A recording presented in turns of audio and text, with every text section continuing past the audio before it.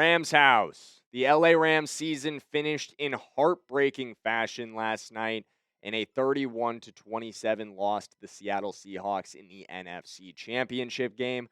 Today, on the Rams Report by Chat Sports, we're going to break down my three biggest takeaways from the loss, what I think the Rams really need to improve this offseason, and how they kind of move forward from this finish. But before we get into that, we are into the offseason, guys.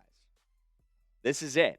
And this is going to be, in my opinion, one of the biggest Rams offseasons over the last few years. When you consider we have 2 first-round picks that we could use to massively upgrade the roster.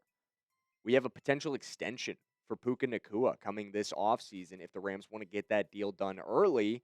And Matthew Stafford may have a decision to make, although it does seem like he's definitely leaning towards coming back for 2026. We're going to break all of that down here on the Rams Report by Chat Sports, so make sure you are subscribed. Make sure you're locked in for all the Rams content that you need. But let's get into the takeaways. Start with number one, and this is the obvious one. This is the one that everyone and their mother, if you watched this game, stood out big time to you. Our secondary was not good enough. It just was nowhere close to being good enough. Everyone that covered Jackson Smith and Jigba was burnt toast. Every single person that tried to do it. Even on plays where we did have good coverage, we were not good enough to prevent Jackson Smith and Jigba from winning. Even the one, Darius Williams has great coverage on it. Smith and Jigba just beats him at the catch point, wins. To the tune of 10 receptions for 153 yards and a touchdown. Nobody else on the Seattle Seahawks caught more than 4 balls, guys. It wasn't a big secret where Seattle was going with the football on a consistent basis, and we still couldn't stop it. You just couldn't do anything. It's what happens when you face one of the best receivers in the NFL and you do not have a number 1 corner. This is not news. This is not a mystery. This is not something that just came out of nowhere and suddenly surprised us with our lack of a number 1 corner. This has been an issue for the Rams for years now, and every time you faced Jackson Smith and Jigba or other elite receivers like him this season, it rears its ugly head. In 3 games against this cat this year, 27 catches for 354 yards, 13 yards per catch, and 2 touchdowns. 3 games against this guy. That's what he does to you. It reminds me of Saquon Barkley shredding our run defense last season in 3 games against the Eagles.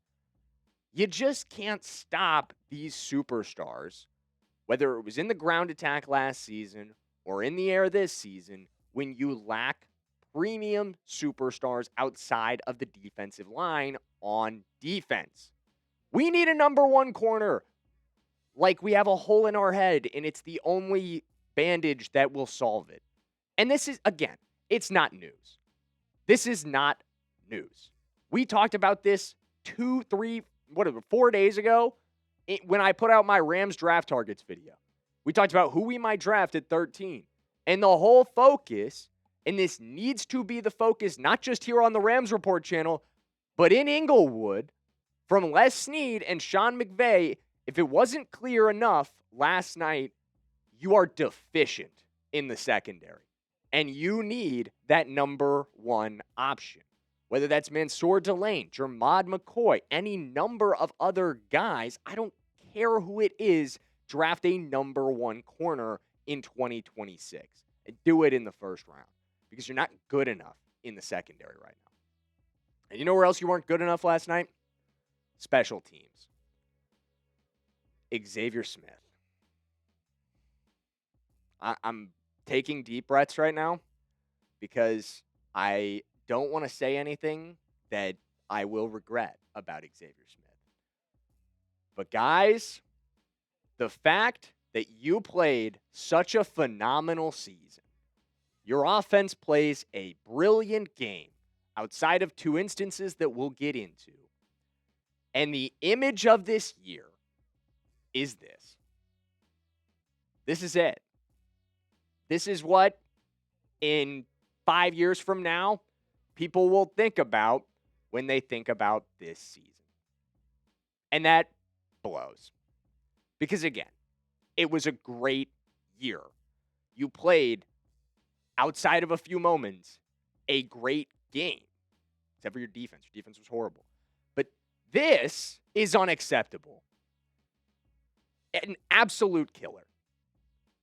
You had an opportunity. If you field this punt correctly, if you set up your offense, which torched Seattle all night long, to go tie that football game in that moment. Or take the lead, excuse me. It was 13-17. You would have been up 20-17. Instead, you muff it. They take over, and you're down big time. You're in a hole immediately.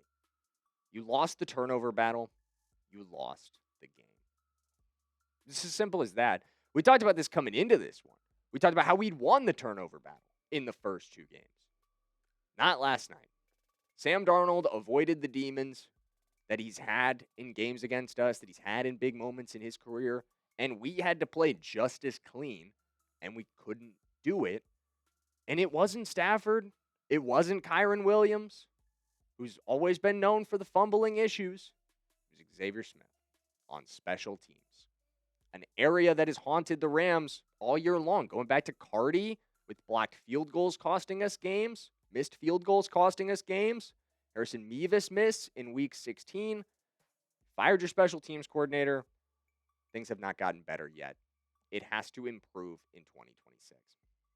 And lastly, I hate to pick on the offense because they played a great game overall.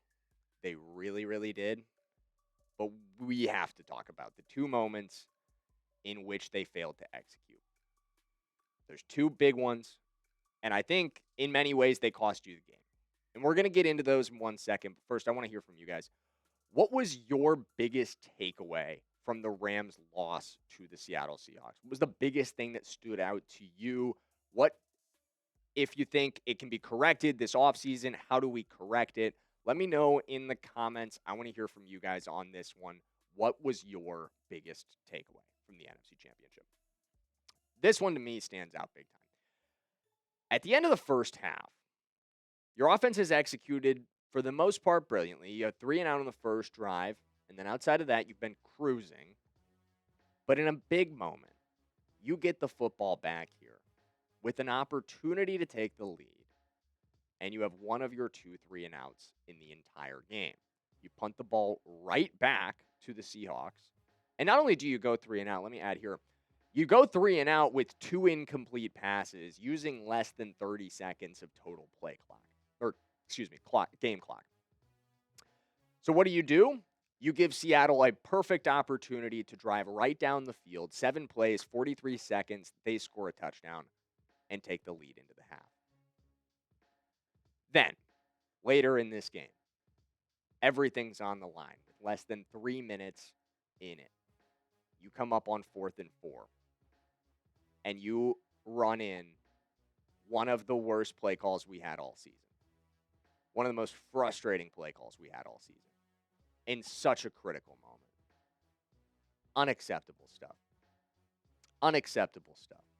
We've got a photo that I want to show you guys of it, but we actually don't have a photo of it that I wanted to show you guys. We should have had a photo of it, but if we did, in the photo of it, Terrence Ferguson was in the back of the end zone, and you know who's standing right there, waiting for the football, running a simple curl? Puka Nacua. Why is 12 not the primary read? Why is Puka Nacua, who had been unguardable all game long, hell, all year long, not your primary option in the biggest moment in the game? That's unacceptable. You have to go to Puka.